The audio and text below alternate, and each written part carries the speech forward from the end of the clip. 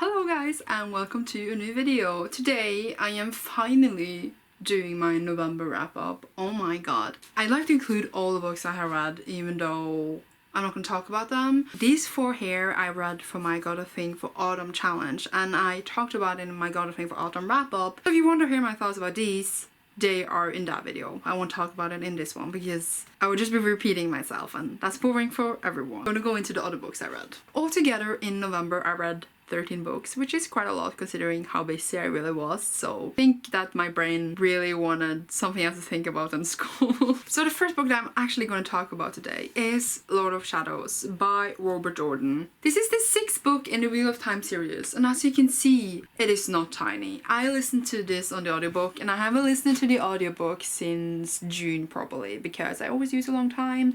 This continues the story of the Wheel of Time.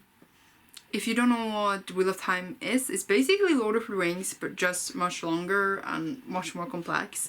We are in a village in the beginning and a sorcerer shows up and basically tells people that they have to go on this big adventure because, well, they have to, and one of them might be the chosen one, and they are fighting the Dark One in this world. In this book we are of course much further than that in the story. I like the characters, I like the world, but the writing is not bad, it's just really a lot. Like, he needs to explain so many things and all the women are still hating on all the men and all the men are still hating on all the women. I can't explain how many times I have heard a sentence, "Men don't understand," or how many times I heard a sentence from men thinking that they would never understand women. It's like a recurrent thing over and over, and it gets really tiring. And I know I complained about this in my last wrap up when I was talking about Wheel of Time, but it is still a recurrent problem, it's still bothering me. It's also a lot of repetitive things, like it takes a long time for things to actually get into the action. Like, it feels like things are happening but nothing is happening. It takes just such a long time. There were some twists and turns in this that I really liked, and the last pages, like the last chapters and stuff, are always great because that's what's been building up to the whole book. But the road to get there is so long, so the payoff is not payoff enough really for me. So I gave this 3 stars. I liked it, but I didn't love it or really like it. And so far I have I'm not the biggest fan of the series. Like, I know a lot of people love it. I'm not saying that it's bad because I love so many parts of it, but it's not worth it in the end for me because I feel like they spend so much time on the same thing over and over. But I will of course continue. I'm really excited to see how it all wraps up, as I said, because I do really care about a lot of the characters and their work. The next book I finished was a book called The Breaths We Take by Houston Peer. This was an ARC and I don't have a physical copy, so that's why it's a picture. It is released now, so if you want to check it out, you can go and grab a copy. I decided to get Nat Galley, actually. I really want to have the chance to read some of my anticipated releases before they're released and review them. So I requested some things that I thought looked interesting just to get started. It follows Ben, who is gay, by the way. In the beginning of the story, he literally sexualizes each single person he meets. That's a guy. He's like, oh my god, I could have sex with that person. Oh my god, I could not have sex with that person. That was a lot. He gets a boyfriend, and there are some really weird themes in this book. His boyfriend is his best friend's little brother, and when his best friend finds out that they are together, he knows that he's gay, by the way, he freaks out and just not approve it at all and says so many horrible things to him. And I was like, Jesus Christ. Like, it's okay that they have a conflict-ish, but later Ben sort of not forgave him really, but he was like, they were friends-ish, but they did drift apart. But I was like, if someone talked to me that way, I would never speak to them again. So that was really surprising to me. But he started working this elder home, Ben, and he's really skeptical because he freaks out with old people or something. Like, I know that some people are really uncomfortable with old people, but it was like a big revelation thing where he realizes that old people are really just people, and I was like, yes, oh my god. The writing was not engaging, Ben and his boyfriend was not interesting. I didn't exactly like it that much. I think I gave it like 2 stars. It was totally okay. It went by really quickly. I really liked the Alderson parts of the story and Ben's grandpa. He was super sweet. So yeah, if you think this sounds interesting to you, then go ahead. But there was some serious drama there between his friends that was just so unnecessary. Not just because he was gay, it was some other things that they had a conflict about, and I don't know. I moved on. I don't want to think about this book anymore, but I read it and some parts I liked enough and other parts were like, okay, what? I finally finished The Dark Descent by Elizabeth Frankenstein by Kirsten White. I started this in the end of September, but I only like read it when I wasn't reading for my challenge, because that was the only thing I was doing for the last couple of months, because I had not been reading that much. When I read everything for my challenge in November, which I somehow did quite early, I could finally pick this up and finish it off. And oh my god, I have read the original Frankenstein, so this was great. This is, by the way, a Frankenstein retelling told from Elizabeth Frankenstein's point of view, and Kirsten White did so many genius things here.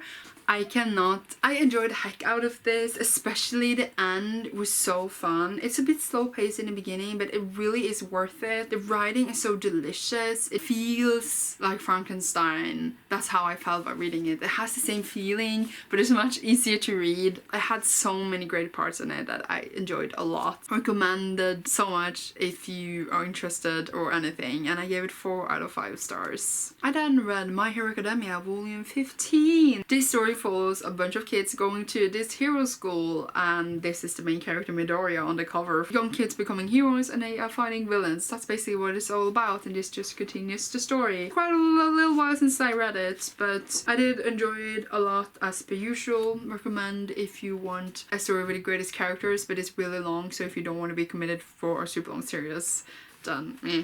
But it's really cozy and really enjoyable and full of great action. Did I say it was by Kohei Horikoshi? Because I always skip the author and I don't know why. It is by Kohei Horikoshi. I then finished another arc called Just for Clicks, and it is by Kara McDowell. This I've seen quite a lot of people talk about actually, so it seems like a book a lot of people are excited for. I got it to NetGalley, as I said earlier. This follows Claire, who is sort of famous. Her mother started a mom blog about her and her sister when they were kids, and she got quite famous, and they have a YouTube channel and everything. They're sort of small celebrities. But Claire doesn't want to be a celebrity anymore. She's really tired of everyone looking into their lives, and she's not interested in all the things that they get anymore. That was quite interesting, just seeing Claire and how she tried to come to terms with what to do with her life and not just follow what her mother and sister want for her. She made some really questionable choices, but it's okay because it's really believable. It's not like annoying, but it's like, why would you do that? But I understand why you do that. I just wish there were more family moments with her and her sister and her mom, because the point we are at the story, they are come in a really negative point of view from her, where they are like crazy people who just want to be famous online and she doesn't, and they force her. So it's like, meh. I enjoyed the story quite a lot. Her love interest was fine and everything, until the point where she finds out this secret, and I don't want to spoil the book, but there is this secret, and it's a really typical secret that comes a lot up in general media. I don't know how to say without spoiling it, but the reaction to the secret is always the same, and I'm really tired of it. Yes, she does sort of get over it, but it just was really annoying. This hair is also annoying. The story sort of lost me. It went okay again in the end, but it lost me at the big reveal part, and I just felt like the author could have taken the story to a different point. Like, of course, if that was the story you want to tell whatever you want to, but I just feel like if the story hadn't had that in it, it could have had other conflicts and other things in it. I would have enjoyed it a lot more. But it's not bad. It was cute, and I gave it 3 out of 5 stars. And I feel stupid because I can't say what that secret is now. It just doesn't make sense when I talk about it. I then finally read Vengeful by V.E. Schwab. Like, seriously, finally.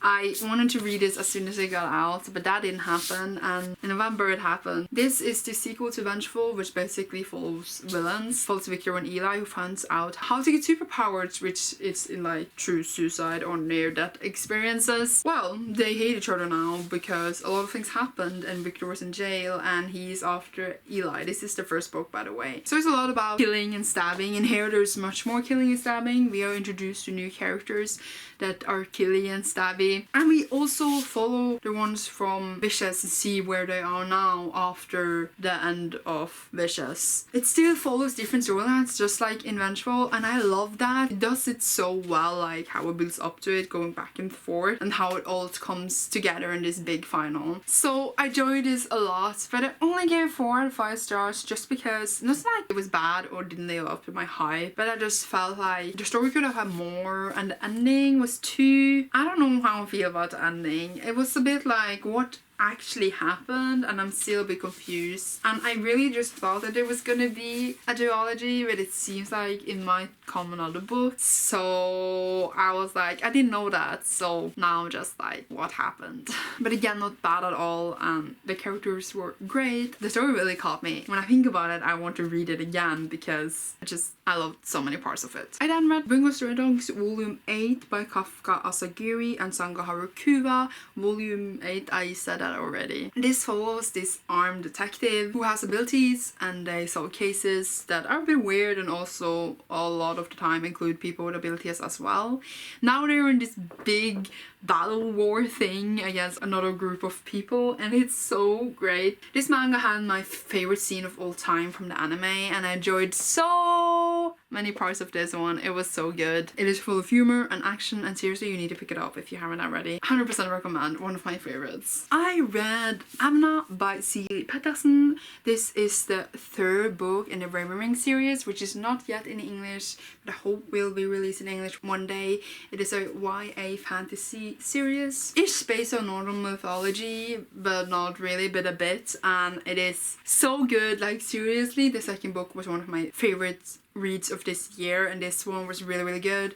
Not as good as the 2nd one, but really good and totally heartbreaking, and I screamed a lot, like wow. I read this to finish a series, but also because I met the author in December. This edition was already signed, but she like signed it again, like hello again, which was really cute. Not that I met her, because I got the signed edition offline through my cousin. That was really sweet of her, and she was just the sweetest, and I got to say how much I loved her series, and she was so cute, and it makes me really happy to think about it. I finished this, and I'm so ready to read her other works, which I also have. I gave this 4 out of 5 stars. Really good, and a really nice wrap up of the series. Some parts seriously made me scream so much. Recommended if it ever is released in English. The last thing I read in November was Runaways Volume 2 Best Friends Forever, and this is like the newer releases thingies of the series by Rainbow Rowell and Chris Anka. I haven't read the older ones, so I think maybe I did a tiny mistake there because they reference to that a lot and I don't understand what they're talking about, but I still enjoy it a lot, and the characters are super sweet. It's basically a bunch of kids whose parents were super villains and they had to fight them, and they are like this cute dysfunctional family. It is adorable. I just love that Rainbow Rowell is writing it, and that was initially why I picked it up, but I am enjoying it a lot and excited to read the rest of the series when that is out. That was the things I read in November, which seems like such a long time ago because it's literally like a month ago. Sorry, but that's okay. Look out for my December wrap up. Thank you so much for watching this video. Tell me what you read recently. It doesn't need to be from November because that's way too long ago. People don't remember what I read that long ago. I mean, of course you do. I don't know what you remember. I hope you enjoyed. You will see me soon in a new video. Bye!